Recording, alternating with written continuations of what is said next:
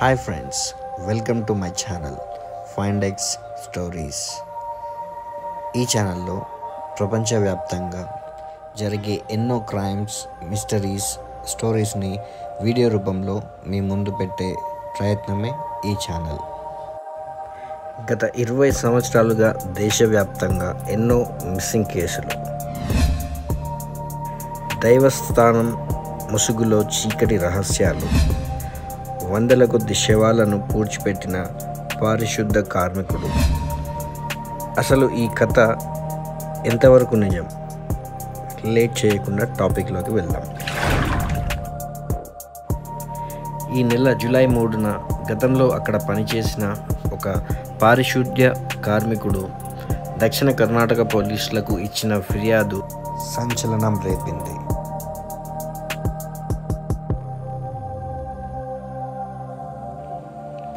అక్కడ ఎంతోమంది మహిళలు, యువతులు హత్యకు గురయ్యారని, వారి డెడ్ బాడీస్ని తానే పూడ్చిపెట్టారని చెప్పాడు.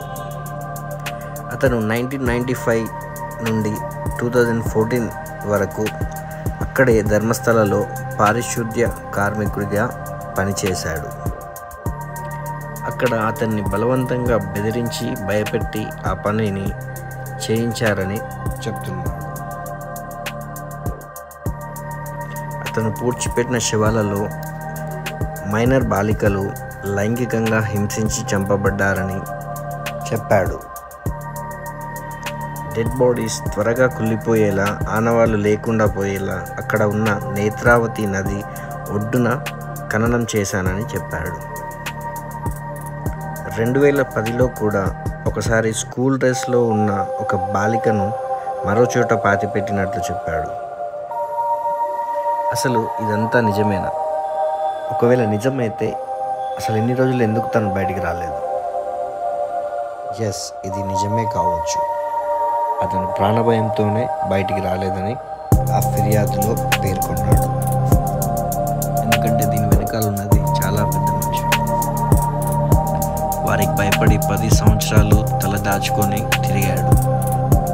కానీ తను చేసిన తప్పులు, ఆ బాధ, ఆ గిల్ట్ తనని వదలలేదు.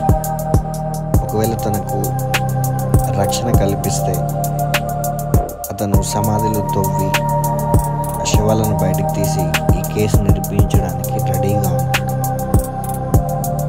ఈ నెల 10న అతనికి రక్షణ కూడా కల్పించడం జరిగింది. 11వ తారీఖున కోర్టులో తన వాగ్మూలాన్ని సాక్ష్యాధారాలతో అప్పగించాడు. ఫ్రెండ్స్, ఒక్కసారి ఆలోచించండి. ఈ నేరాల వెనుక ఎంత పెద్దవాళ్ళు ఉన్నారు? ఎంత పెద్దవాళ్ళు ఉంటే ఈ కేసు ఇన్ని సంవత్సరాల వరకు బయటికి రాకుండా ఉంది. ఇప్పుడు కర్ణాటక ప్రభుత్వం దీనిపైన ఒక స్పెషల్ ఇన్వెస్టిగేషన్ టీమ్ సిట్ని స్టార్ట్ చేశారు.